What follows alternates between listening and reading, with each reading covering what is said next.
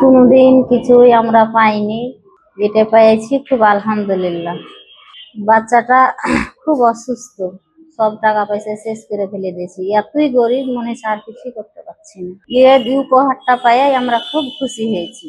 গরমে আরাম নিয়ে হবে না হাহুতাশ, ঘুরলে পরে ওয়ালটন ফ্যান বাতাস আর বাতাস। অনুষ্ঠানে আমি বিশেষ করে রাজনৈতিক ব্যক্তিত্ব রয়েছেন দুই দলে, তাদেরকে আমি অনুরোধ করব, যদি প্রশাসন এবং রাজনৈতিক ব্যক্তিরা যদি আপনারা একে অপরের পরিপূরক হয়ে কাজ করেন, তাহলে এই যে ভিজিএফ কার্ড নিয়ে আজকে যে উপজেলা পরিষদে দফায় দফায় যে সভা হয়েছে সেটা করা লাগতো না।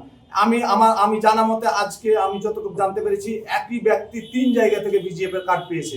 আমার বক্তব্য হচ্ছে রাজনৈতিক দলগুলা উপজেলা প্রশাসনকে নিয়ে যদি একত্রে কাজ করে, তাহলে আমার মনে হয় শিখগঞ্জ উপজেলা প্রত্যেকটা পরিবারই এই ভিজিএফ কার্ড পাবে, যেটা গতবার আমি বলেছিলাম, বলার পরে কিছুটা মানে সংশোধন করা হয়েছে। কিন্তু আমাদের সহযোগিতার মনোভাব যদি আমাদের থাকে, আমরা যদি রাজনৈতিক দলগুলো আমরা যদি ঐক্যবদ্ধ থাকি, তাহলে আমার মনে হয় যে সোনার বাংলাদেশ আবার সোনার বাংলাদেশ হয়ে উঠবে। এর আনন্দ কেবলমাত্র একজনের নয় বা শুধুমাত্র বিত্তবানদের নয়, বরং সকলে মিলে একসাথে ভাগাভাগি করে, ঈদের আনন্দ ভাগাভাগি করার মাঝে কিন্তু প্রকৃত সার্থকতা এবং আমাদের প্রকৃত দিনই শিক্ষা।